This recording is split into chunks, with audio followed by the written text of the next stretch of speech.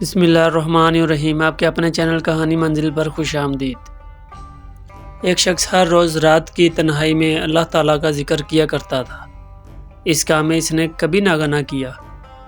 ایک دن شیطان نے اس کے دل میں وسوسہ ڈالا کہ اے شخص، تو ہر روز رات کو اللہ اللہ کرتا ہے، اور ایک مدت گزر گئی اس کام کو کرتے ہوئے، لیکن کیا کبھی ایک بار بھی تمہیں اللہ تعالیٰ کی بارگاہ سے جواب میں لبیک ہوئی ہے یا نہیں؟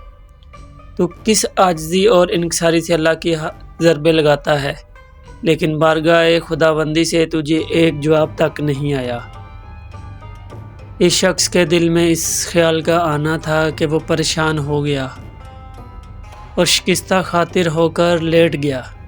خواب میں اسے حضرت خضر علیہ السلام کی زیارت ہوئی۔ آپ علیہ السلام نے اس سے پوچھا، اے اللہ کے بندے، تو اللہ کے ذکر سے کیوں رک گیا ہے؟ کہنے لگا، میں تو ہر روز اللہ اللہ کرتا تھا، لیکن جواب میں میرے پاس لبیک نہیں آئی، اس لیے میں اس بات سے ڈر گیا کہ شاید میں اللہ تعالیٰ کی بارگاہ میں مردود ہوں۔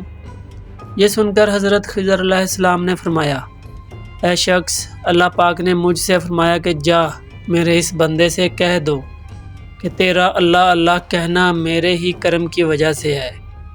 کیا میں نے تجھے اپنے کام میں نہیں لگا رکھا اور تو اللہ اللہ کرتا ہے؟ تیری طلب، تیری تڑپ کی مجھے سب پتہ ہے۔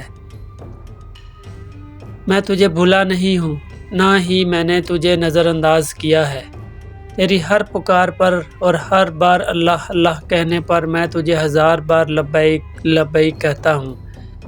تجھے یہ سوچ، یہ عمل، یہ طلب میں نے ہی تو دی ہے، اور میں نے ہی تجھے اس کام پر لگایا ہوا ہے، اور اصل میں تجھ سے زیادہ مجھے ہی تیرا اشتیاق و شوق ہے۔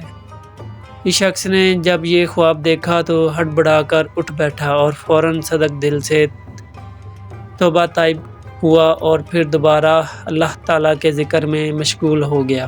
آج تک کے لیے بس اتنا ہی، ملتے ہیں ایک اور نئی اسلامک ویڈیو کے ساتھ، جب تک کے لیے اللہ نگہبان۔